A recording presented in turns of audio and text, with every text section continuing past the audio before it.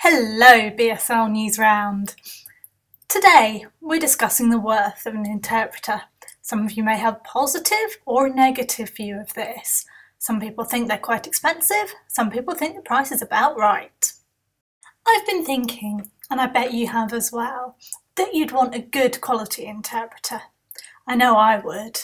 I would want someone who could come to my workplace and interpret all my phone calls smoothly, not in a haphazard fashion, that would allow me to do my work well rather than interrupting and asking, "What's the sign for that?" making me completely lose my track of thought, and would mean that the voiceover is a complete mess.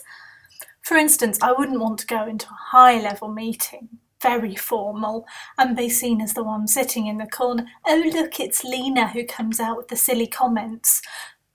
I'd realise actually that might be the interpreter's issue. I'm sure you wouldn't want to be reflected in such a way. I would want a fluid, qualified interpreter that could represent me well, which is important for my career prospects in the future, and that I could do a good job for myself and the company, which is critical.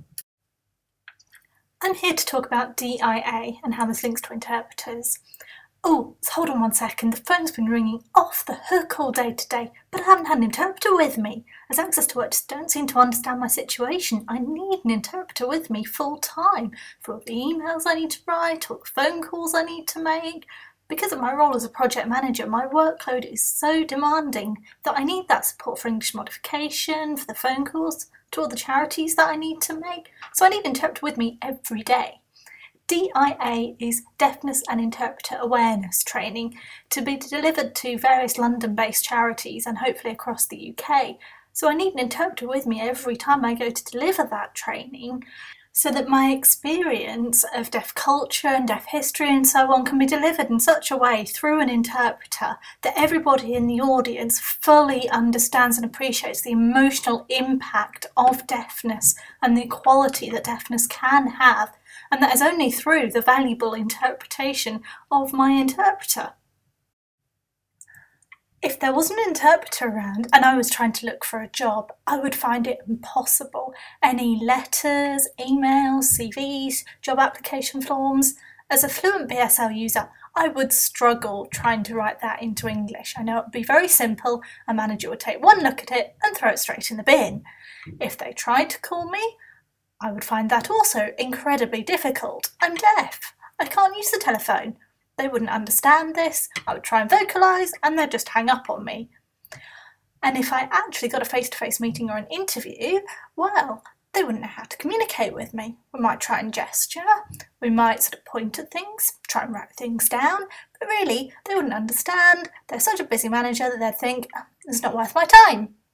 But if those situations I had an interpreter with me, well, then I could sign fluidly at my interpreter and they would be able to write it down in perfect English, send it straight off to the manager who would take one look at it and go, "Oh, I want to interview this person, but I'll give them a quick call first," and then my interpreter would be able to answer the call, speak fluently to the manager, and they would say, "Yes, we definitely want to get you in for an interview." Then on the interview day itself, we'd meet the manager and I would be able to express all my skills and experience fluidly to the manager, who would be very impressed with all of my experience, and this would result in the manager offering me a job, which I've achieved through chance of the interpreter being there. I know a lot of people think interpreters' wages are quite expensive. Some people think they're reasonable.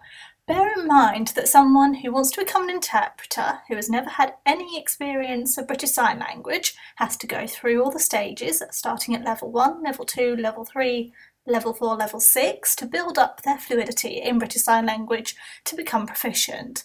And then you need to think about becoming a qualified interpreter, whether they go for a registered or trainee interpreter and go and sweat blood and tears through university or another course to finally achieve their registration. But that isn't the end of it. There's then CPD, I am BSL after all. Every year they need to update and refresh their knowledge. You know, like Apple's have to refresh and update their software, an interpreter needs to do the same. For example, if there are any new signs. Also, if an interpreter has any time off sick or wants to go away on holiday, they don't get paid during that period, so the rest of their work diary has to compensate for that.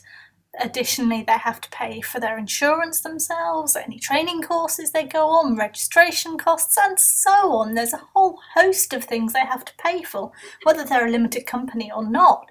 It's a lot of money to invest, and I actually feel a great appreciation for those interpreters that have invested that much money, because if they didn't invest as much money, their skills wouldn't be as good, and I wouldn't be able to express myself fluently to them. I mean, imagine being in a big meeting where they don't understand me, I'm not able to understand them, and the whole thing just turns into a complete mess. You wouldn't want that. Having listened and seen people's different views about the worth of BSL Interpreter, I think we can conclude that it is very important. But Access to Work is insisting on cutting the budgets left, right and centre, which is completely preposterous, as the deaf community and interpreters are so intrinsic to each other in terms of that linguistic knowledge that enables them to have a shared understanding. Access to Work needs to mentor this amazing relationship, as there aren't very many people who know sign language or are willing to become interpreters. Access to Work need to wake up and smell the coffee, otherwise the future of interpreting support is dire. See you soon.